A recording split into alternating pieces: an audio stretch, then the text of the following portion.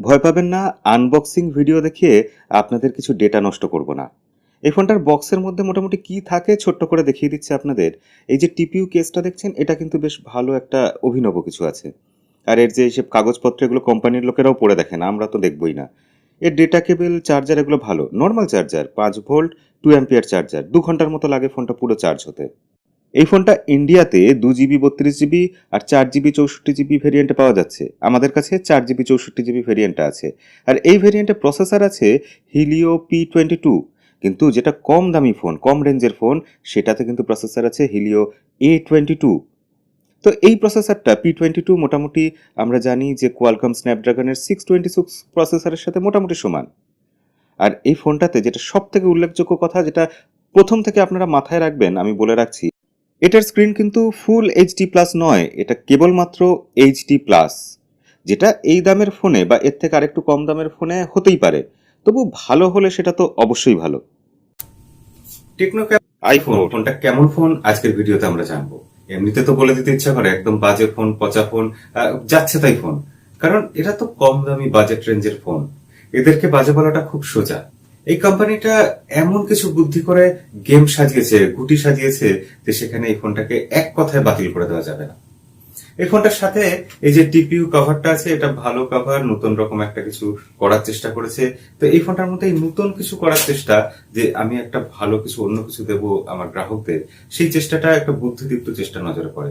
তাই এই ফোনটা নিয়ে রিভিউ করতে ইচ্ছে করে। প্রথমে এই ফোনটা যেটা দেখে চোখে লাগে সেটা হচ্ছে ব্যাক প্যানেল। ব্যাক প্যানেল কিন্তু গ্লসি এবং একদম পুরো আপনাদের যাকে বলে গ্লাসের মতো।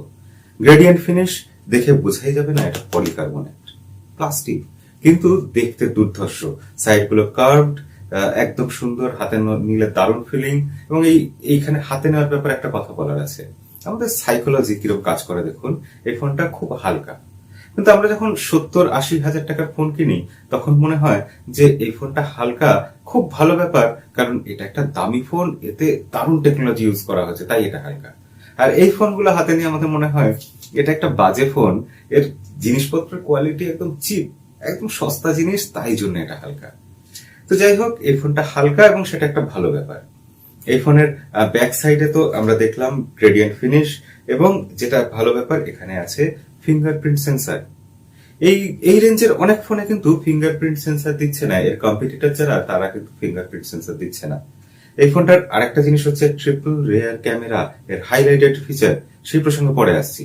সামনের দিকে যাই, সামনের দিকে আমরা দেখছি ওয়াটার ড্রপ নচ, তার সাথে 6.2 ইঞ্চি একটা আইপিএস ডিসপ্লে, যে ডিসপ্লেটা যথেষ্ট ব্রাইট, কালারফুল, এবং যখন আমরা সানলাইটে ইউজ করছি, সূর্যের আলোতে দেখতে কোনো অসুবিধা হচ্ছে না।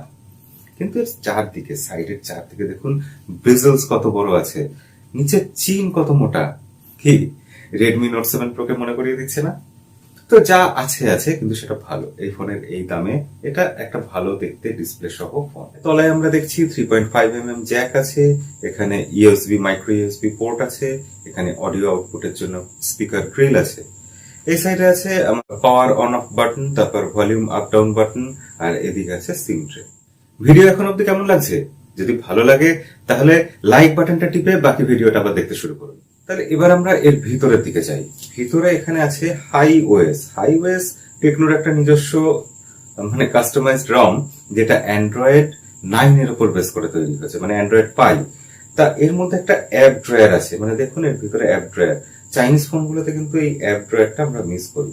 টুকটাক বাগ আছে, অবশ্যই আছে, এবং যাই হোক, তবু আমি বলবো এটা কাজ চালানোর জন্য যথেষ্ট ভালো একটা ওএস কিন্তু এরা বানিয়েছে। এখানে আছে প্রি ইনস্টলড কিছু অ্যাপ্লিকেশন, মানে যেটাকে বলে ব্লটওয়্যার। তো এই দেখুন, এখানে আছে ড্রাগন ড্যাশ গেম, এরকম বেশ কিছু আছে।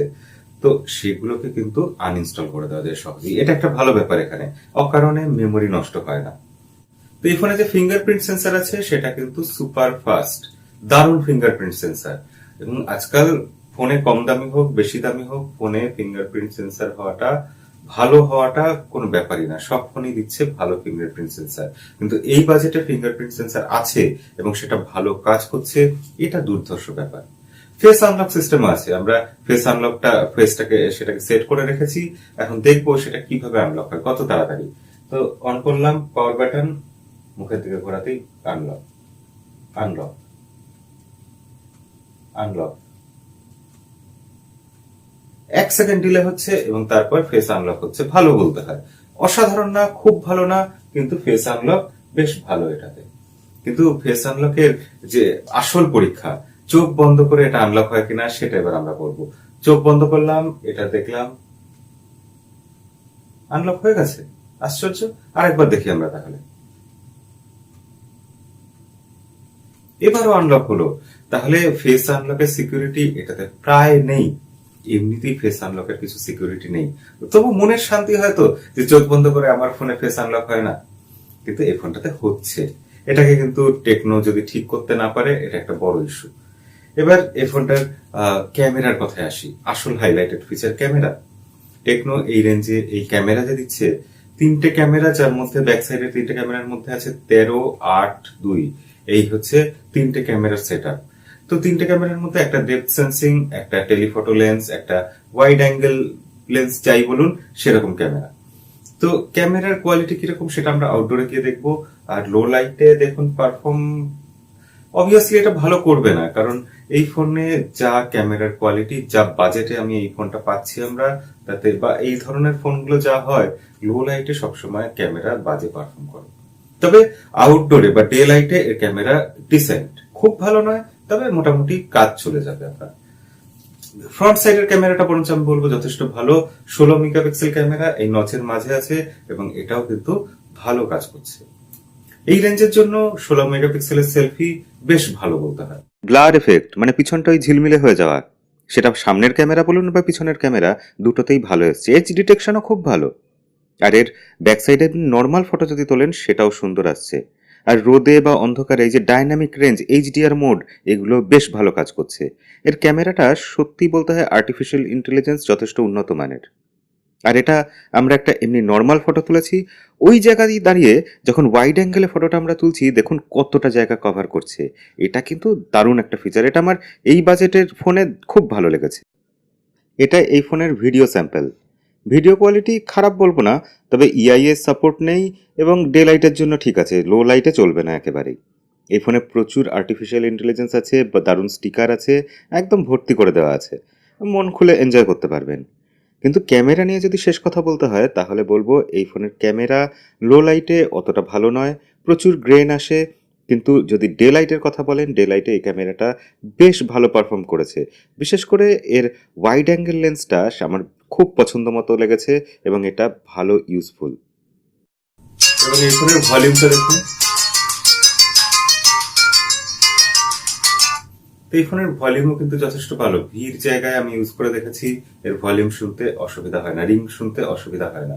সাউন্ড কোয়ালিটিও যথেষ্ট ভালো এবং সাউন্ড হাই ভলিউমে ফেটে যাচ্ছে না।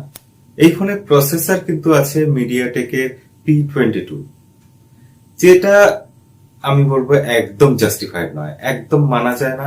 কারণ আজকালকার দিনে এই দামে আমরা কিন্তু পাই স্ন্যাপড্রাগন 660, আমরা কিন্তু পাই হিলিও P70। তো সেখানে মিডিয়াটেকের এই পুরোনো আমলের প্রসেসর, ব্যাপারটা একদম হজম হয় না। তো এইসব কোম্পানিগুলো কস্ট কাটিং এর জন্য, বিশেষত এরা যেহেতু অফলাইনে বিক্রি করে, অফলাইনের উপর ফোকাস করে, অফলাইনে ডিস্ট্রিবিউটারদের পয়সা দিতে হয়, দোকানদারদের পয়সা দিতে হয়, তাছাড়া বড় স্টকিস্টদের পয়সা দিতে হয়, সবাইকে কমিশন দিলে এই ফোনটাতে যে লাভের মার্জিন রাখতে গেলে দেখা যায় কোথাও কস্ট কাটিং করতেই হচ্ছে। এক তো ব্যাক সাইডে কস্ট কাটিং এখন সব ফোনই করছে, তাহলে এ স্পেশালি কোথায় কস্ট কাটিং করবে? এ কস্ট কাটিং করেছে তার প্রসেসর। সেই প্রসেসর দিয়ে এই ফোন আসছে 9,500 টাকা, 10,500 টাকা বা এরকম রেঞ্জে।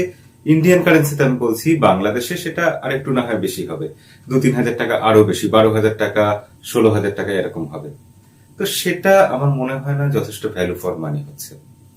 আসল গেমটা চেঞ্জ হয়ে যাচ্ছে ওই জায়গাতে। কিন্তু আপনি যদি একটা স্টাইলিশ ফোন নিতে চান, আপনি যদি ট্রিপল ক্যামেরা এই ব্যাপারটা আপনাকে ইমপ্রেস করে থাকে, তাহলে কিন্তু আপনার টেকনো ফোনের দিকে, এই ফোনটার দিকে অবশ্যই যাওয়ার একটা সম্ভাবনা থাকছে। এটা হলো শিশুর আত্মার ওপর নরকের দুঃস্বপ্ন, মানে এই ফোনে পাবজি গেম চালানো আর কি।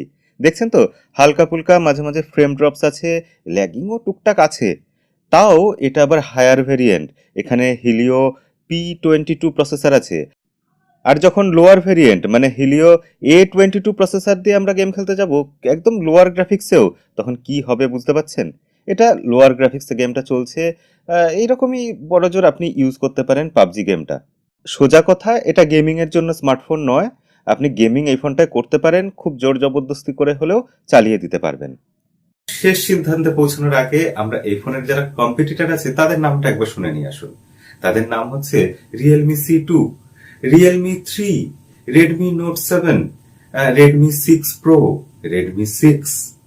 এইসব ফোনের সাথে কম্পিট করার জন্য এই ফোনটা যা দাম রেখেছে, যা স্পেসিফিকেশন দিচ্ছে, আপনারাই কমেন্টে লিখুন, আপনারাই জানান যে ফোনটা সম্পর্কে আপনাদের মতামত কি। আজকের ভিডিও এই অবধি।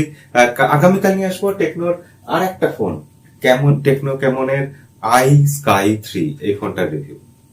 দেখার জন্য সাথে থাকবেন। আর যদি চ্যানেলে নতুন হয়ে থাকেন তাহলে কিন্তু সাবস্ক্রাইব বাটনটা লাল থেকে কালো করে দেবেন। আর দেখা হবে পরের ভিডিওতে। আজকের মতো বিদায়।